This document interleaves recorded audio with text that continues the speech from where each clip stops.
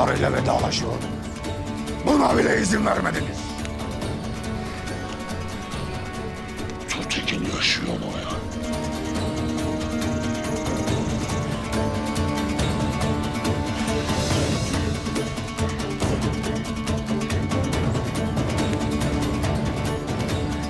Nerede? Ertuğrul nerede olduğunu biliyor.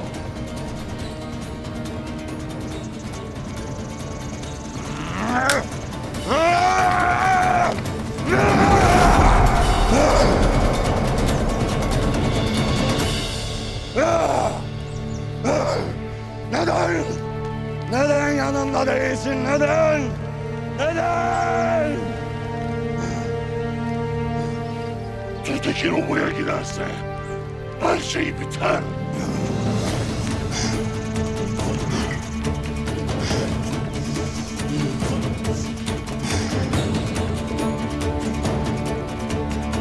Obaya giden bütün yolları tutun.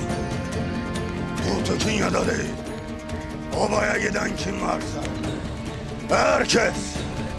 Ama herkes obaya varmadan ölecek. Zafer günümün yaz gününe dönmesine izin vermeyeceğim.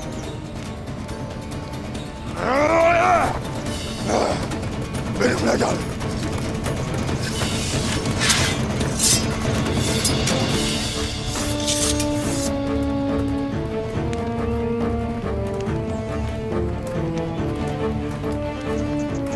Belli ki Hayman Han'ın notu Fedai'ye de geçit vermemiş.